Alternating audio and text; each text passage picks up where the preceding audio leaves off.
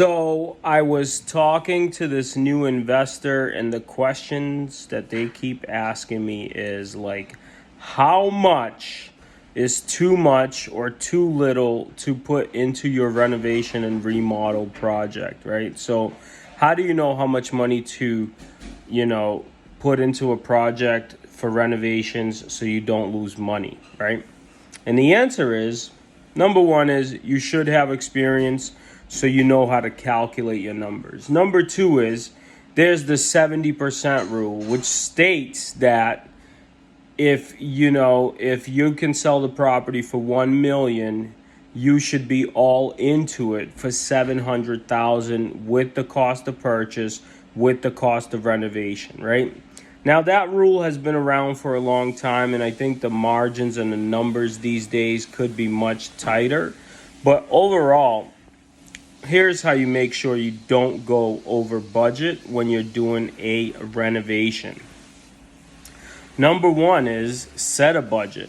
Number two is, depending on your project, right? Most end consumers, unless it's a really high-end product, to them, like, white cabinets look nice. It doesn't have to be the most expensive brand of white cabinets, right? Linoleum flooring, the new stuff that they have out, that LifeProof stuff, looks nice. It doesn't have to be the best hardwood floor on the market, right? Where you could save some money on different materials here and there, right? Subway tiles for backsplash, depending on what the granite or the quartz material you use. You can get stuff that's $2 a square foot instead of getting stuff that's $7 a square foot. So that's how you kind of decide. Basically, take whatever material you were going to buy a lesser caliber of a material, but it still looks nice. And then just remember, when you're doing renovations, you can have a low budget, but weird people always go over budget. So you just have to assume, add another 10, 5, 10, 15% for some rookies, that you're going to go over budget on your renovation by 5 to 15%. So if you did that, how much money should you allocate to your renovation?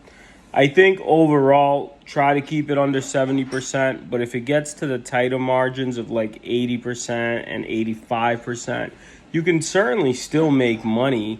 Just remember, you don't need the best light fixtures, and by the best, I mean the most expensive.